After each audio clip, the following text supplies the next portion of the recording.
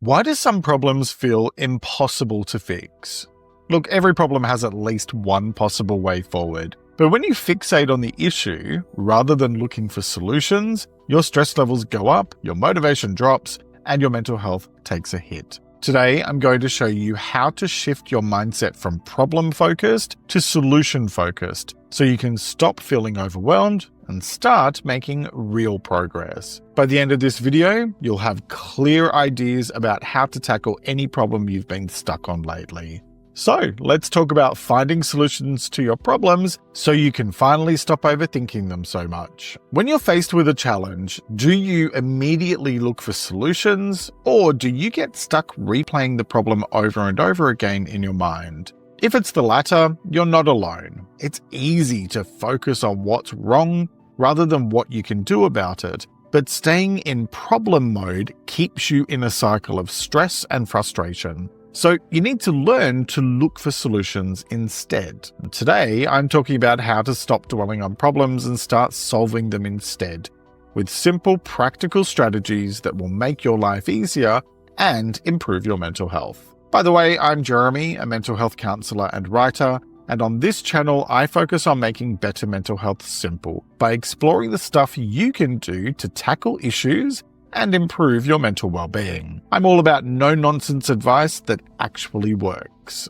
So why does focusing on solutions matter? Well, to put it bluntly, focusing too much on problems takes a serious toll on your mental well-being. It puts your brain in high alert mode, keeping your stress hormones elevated and making everything feel heavier. You lose motivation, you procrastinate, and small issues start to feel overwhelming. But when you train your brain to look for solutions, everything changes. You shift from feeling stuck to feeling in control. Instead of seeing roadblocks, you start seeing options. And that's the difference between staying overwhelmed or actually moving forward. Let's talk about how to focus on solutions. Clearly define the problem. Before you can find a solution, you need to know exactly what you're dealing with. Sure, it sounds obvious, but a lot of stress comes from vague, undefined worries. If you're feeling overwhelmed, ask yourself, what's the actual problem here? And be specific. Instead of, I'm stressed about work, pinpoint what's causing the stress.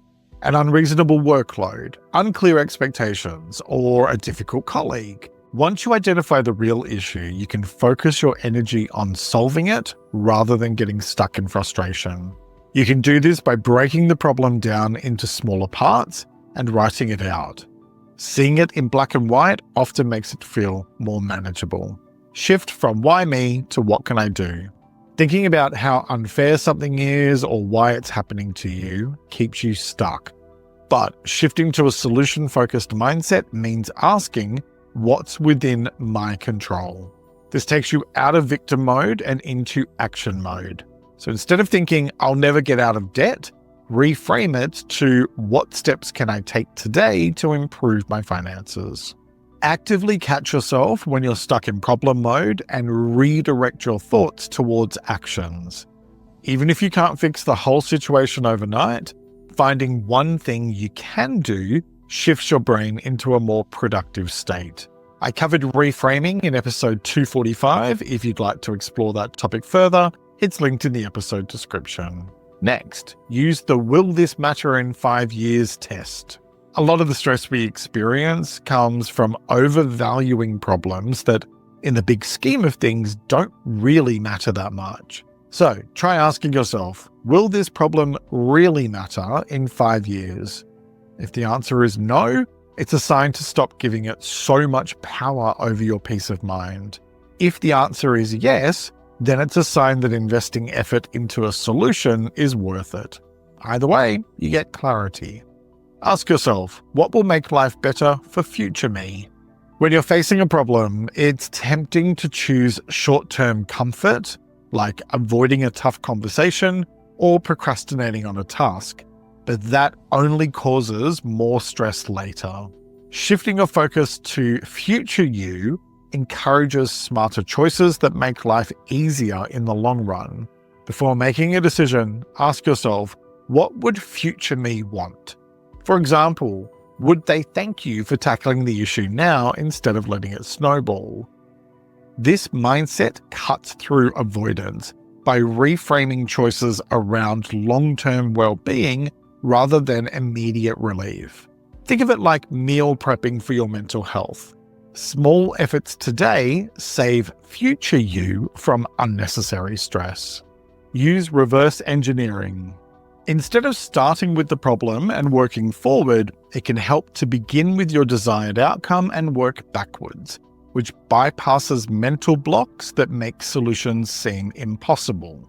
Try asking yourself, if this problem were already solved, what would that look like? What steps would have led to that point? Then break those steps down into a clear action plan.